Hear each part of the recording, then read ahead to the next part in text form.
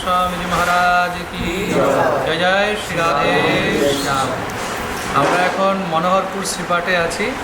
আমাদের পরম পূজ্য দাদাজি, আমার বড় দাদা প্রভুপাদ শ্রী গিরিগোপাল গোস্বামীজি দাদাজি আমাদের সবাইকে মনোহরপুর আর আমাদের প্রভুপাদের শ্রীপাঠ বিষয়ে আর আমাদের দাদুর বিষয়ে আমাদেরকে কিছু একটু কৃপা করবেন। জয় জয় শ্রীরাম। অনন্ত কোটি শ্রী প্রভুপাদ কিঙ্করী গোস্বামী মহারাজ, তার এটা আবির্ভাব স্থলী। এই পাশেই একটা অনির্বাণ দীপশিখা জ্বলে চলেছে, সেখানেই তার আবির্ভাব হয়েছে। এনার যে প্রভুপাদ কিঙ্করী গোস্বামীর যে পূর্বপুরুষ, তার নাম ছিলেন প্রভুপাদ গুণনিধি গোস্বামী। তিনি তারই বংশধর আমরা। তাকে সাক্ষাৎ মা জাহ্নবী ঠাকুরানী দীক্ষা দিয়েছেন এবং পুত্ররূপে তাকে স্বীকৃতি দিয়েছেন। মা জাহ্নবী ঠাকুরানী পুরী যাওয়ার পথে এখানে 3 রাত্রি এবং 3 দিন ছিলেন।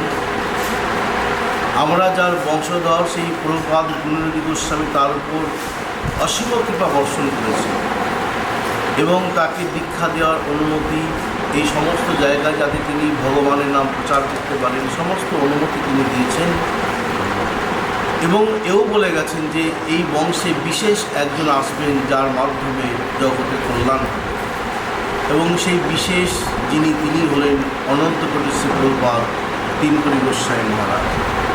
তিনি শৈশবকালে এখানে বহু জায়গায় তিনি বিচরণ করেছেন, পড়াশোনাও এখানেই করেছেন। তিনি ধাইমার কাছে তিনি লালিত পালিত বড় হওয়া, ছোটোবেলায় তার মাতৃ বিয়োগ হয় এবং তার আগের সমস্ত বড় ভাই যারা তারা দেহ রাখাতে তাকে 3টে কড়ি দিয়ে ওই ধাইমাকে দেওয়া হয়েছে বলে তাই তার নাম হয়েছে 3 কড়ি।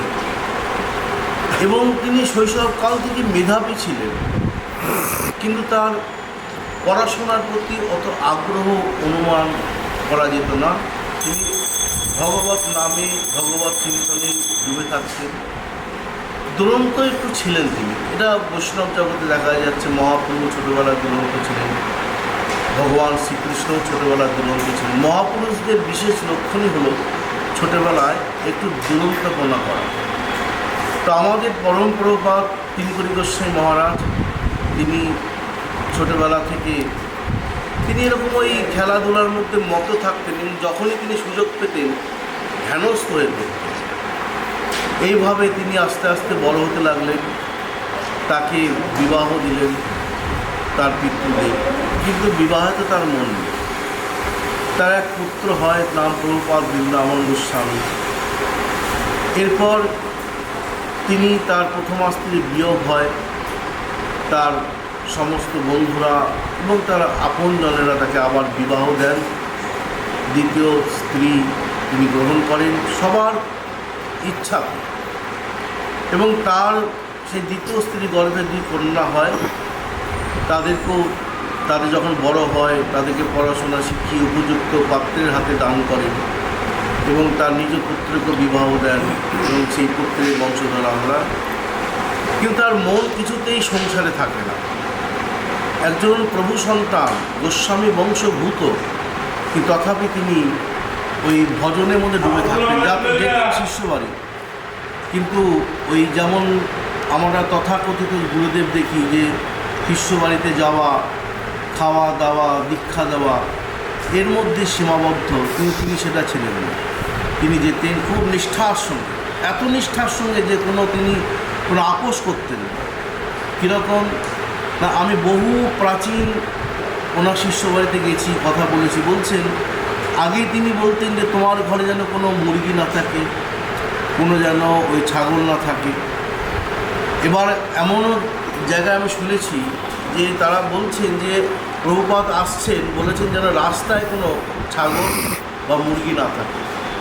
তারা বলেছে হ্যাঁ প্রভু তাই হবে, কিন্তু যখন তিনি এসেছেন কীভাবে জানা যাচ্ছে না, কোনো একটা ছাগল মুরগি তার সামনে চলে আসে। ওই যে তিনি বলেছেন আমি আর তোমাদের গ্রামে আসবো না, সেই যে তিনি যাওয়া বন্ধ করেছেন আর কোনোদিনও সেই গ্রামে যাননি। কারণ তিনি অন্যায়ের সঙ্গে আপোষ করতেন না। তিনি যে ধর্মের পথে চলেছেন, সেই ধর্মের যে একটা সুন্দর ভাব, সেটাকে তিনি নিজ আচরণ করে তিনি নিজেই বজায় রেখেছেন এবং সকলের কাছে যেন সে বজায় থাকে সেই দিকে তার প্রখর দৃষ্টি ছিল।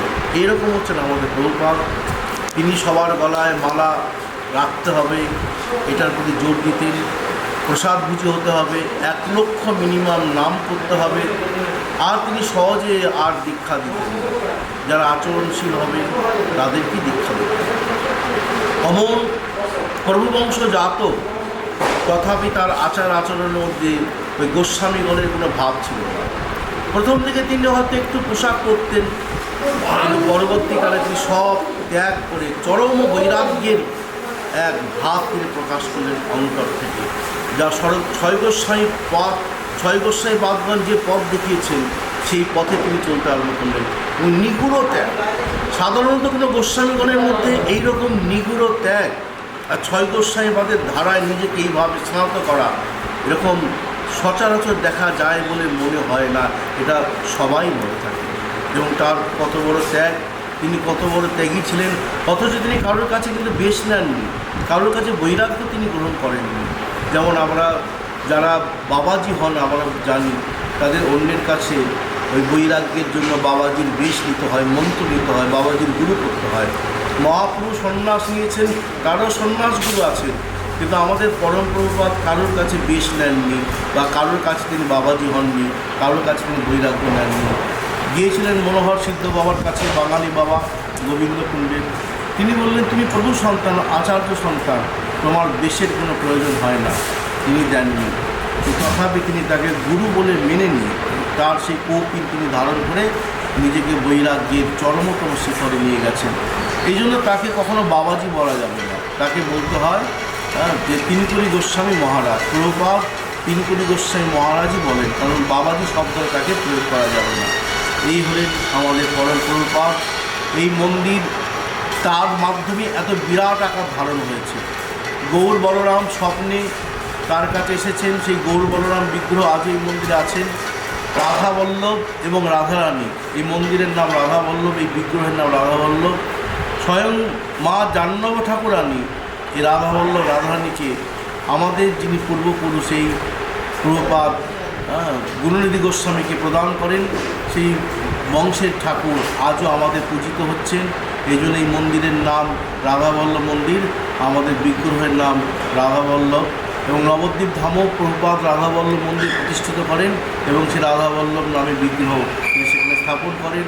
এবং এইভাবে তিনি মুরারীমোহন ওই কৃষিঘাটে রাধাকুণ্ডী গিরিধারী মন্দির এবং গোবর্ধনে মন্দির আছে প্রেম সরোবরে, এইভাবে তিনি সমস্ত জায়গায় মন্দির স্থাপন করেন। বহু জনকে তিনি ওই ভগবত প্রেমী করে তুলেছেন, প্রসাদ ভুজি করে তুলেছেন এবং সবাইকে সংসার ও দুঃখের সাগর থেকে তুলে নিয়েছে। এই প্রভুপাদ আনন্দের সাগরে তাদেরকে নিমজ্জিত করেছেন। আজও এই আশেপাশে সমস্ত গ্রামের লোক প্রভুপাদের নাম শুনে জয়ধ্বনি দেয়, প্রণাম করেন। এবং এখানে এটা শ্রীপাঠ, এখানে সবাই আসেন। এই কদিন আগে নবকুঞ্জ হয়ে গেল, আমাদের পরম প্রভুপাদ তিনকড়ি গোস্বামী মহারাজ এই নবকুঞ্জকে প্রতিষ্ঠা করেছেন।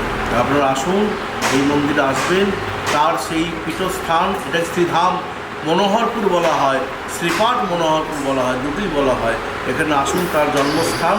এখানে এসে আপনারা আনন্দ পান এবং জীবন ধন্য করুন, ভগবত কৃপা লাভ করুন। জয় জয় শ্রী রাধে শ্যাম।